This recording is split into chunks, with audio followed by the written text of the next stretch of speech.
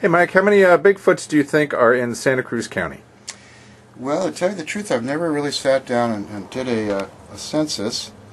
I guess the way I would go about it would be to take a look at our database of sightings and think about how many different ones have been described. And is it likely it's the same one over and over again, or, you know, that kind of thing. And what I can tell you is, for example, there was an 8-foot tall white Bigfoot that was spotted right on the edge of town, right down here, just a few years ago. And another man described seeing an 8-foot tall white Bigfoot maybe 20 years before that up the coast, up in the Portola Redwood State Park, up north of us in San Mateo County. We're in Santa Cruz County. So that's a similar individual described, 50 miles apart, something like that, over a stretch of 20 years. Now, I think a Bigfoot can probably get as old as 60 or 70 years old. And I think that the older ones are probably likely to have gray hair like this, because most human beings, as they get old, get gray hair. And I think the Bigfoot do the same thing. So now, we've also had, up here in this area, I have two different witnesses, who both claim they saw a blonde Bigfoot. That's how they described it. It was blonde. It was very fast. You'll never catch it. It's way too fast. Now, over in the Zayante area here, we have multiple reports, and the reports are all of black Bigfoot. And there are so many reports in that area it would just blow you away. How many times we've heard about the black Bigfoot in that area. So that area, I think we might have a family cluster, because the reports are so thick there. I think there's maybe even an ongoing presence. This is one place we consider might have, a family group that actually lives here. Then we have the Nicene Marks, the forested Nicene Marks above Aptos, where we also have a lot of sighting reports. And these sighting reports stretch back all the way back to the mid-50s. And let me remind you, the pins in this map were placed there by people in person who came into this museum and spoke to me directly right here. We had eye contact. They gave me their names, their phone numbers, and so forth. They told me their sighting, and then I gave them a pin, and they marked it. And we've had a few kids come in and try to tell me a bogus story and get a pin in the map, but no. I have to believe them, and we test as many of these stories as we can. The red ones are contemporary. Most of the red ones have happened in the last decade, and so we've been able to actually go out and test them. And actually, a lot of the red ones aren't on the map. We don't put everything up there, especially what we're really currently doing. But over here in Nicene Marks Park, we've had one man claimed he saw two of them side by side one day, and they were both like 7 to 8 foot tall males. One was brown and one was black, and they were side by side.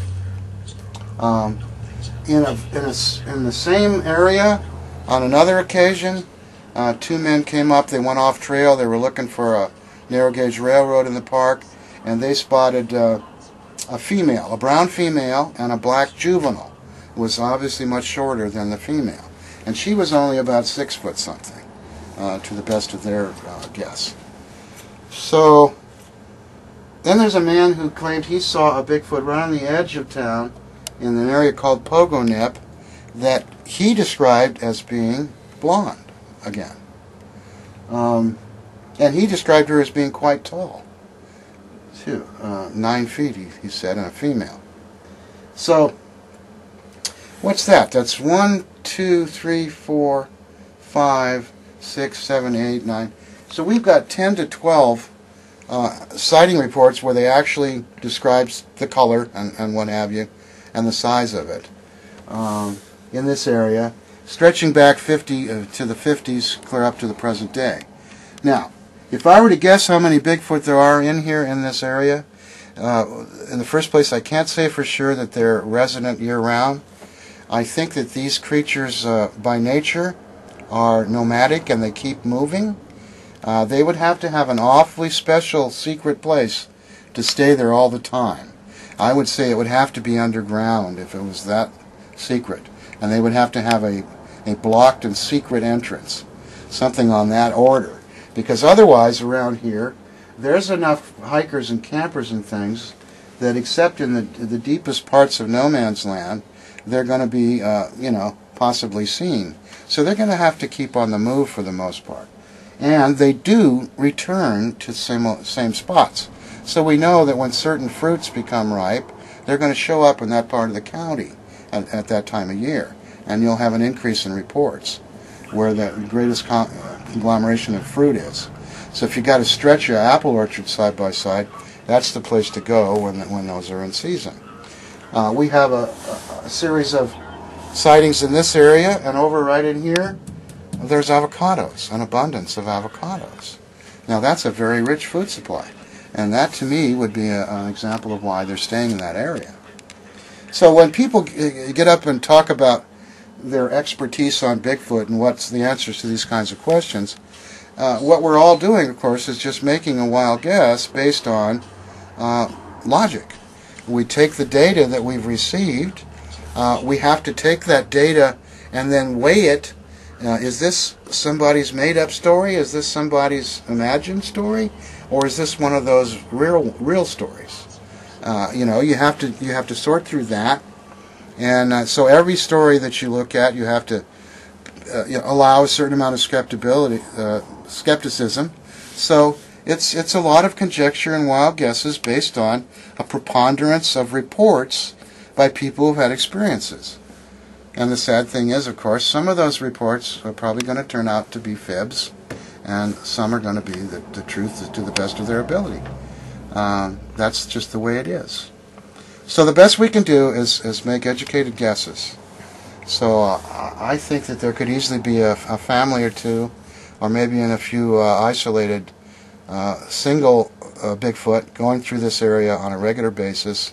I think they're going up and down the coast here between Big Sur and Half Moon Bay on a regular basis.